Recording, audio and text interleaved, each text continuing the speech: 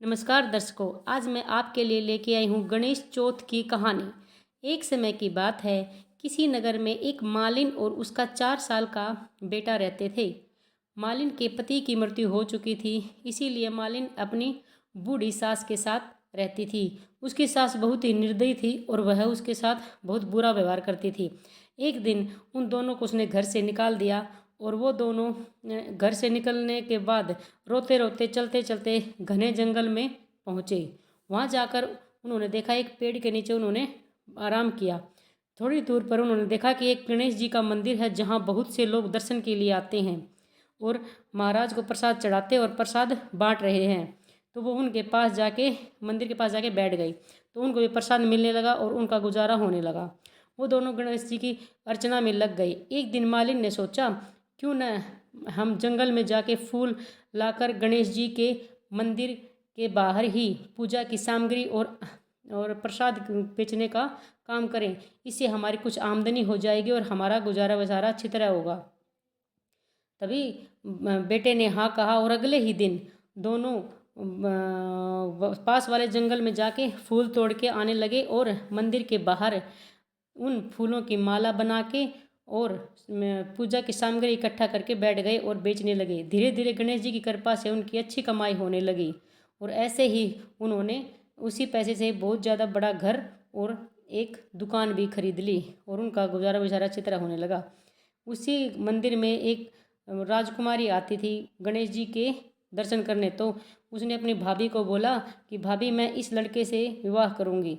तभी वो उसकी भाभी बोली कि राजकुमारी, ये तो एक मालिन का बेटा है और आप एक राजकुमारी हैं, अगर आप इससे विवाह करेंगी तो आपके पिताजी की बदनामी होगी। लेकिन लड़की ने कहा कि नहीं, मैं तो इसी लड़के से शादी करूँगी, मैंने प्रतिज्ञा ले ली है।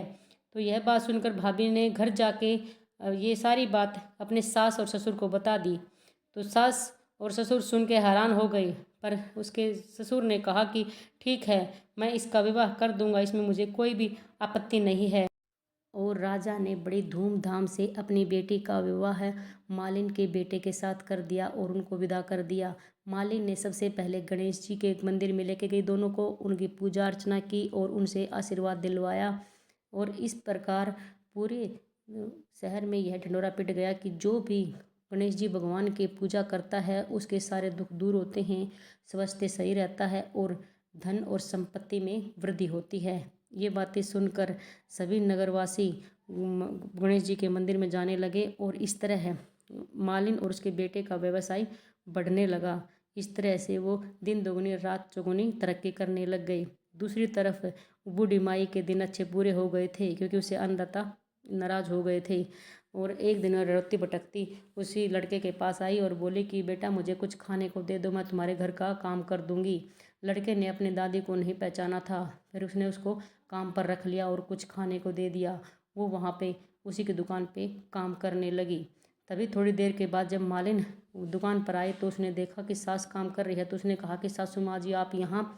तभी सासू जी बोली कि हाँ, मेरे को यहाँ इस सेठ के यहाँ पे काम मिला है और मैं इसी के यहाँ पे काम करूँगी और अपना गुजारा बसारा करूँगी। तब मालिन बोली कि सासू माँ जी, ये आपका पोता है, ये घर आपका ही है, ये दुकान भी आपकी ही है, आप ठाठ से रहिए यहाँ पे। और जिस प्रकार जिस दिन आपने हमें निकाला था घर से, उसी दिन हमें गणेश जी के मंदिर में आसरा मिला और इनकी कृपा से ही ये सब कुछ है। तभी सासू बोले कि हाँ, मुझे मेरी करने का फल मिल गया है। तब बहू बोली कि सासू जी, अच्छा आप यहीं रहना और अपने पोते का सुख देखो, अब आप आराम से यहीं रहो। हे गणेश जी महाराज, जैसा सुख मालिन के बेटे को दिया वैसा सुख इस कहानी सुनने वाले को, कहने वाले को और हुकारा भरने वाले को देना। गणेश जी महाराज की जय। गणेश जी महाराज की जय। धन्यवाद।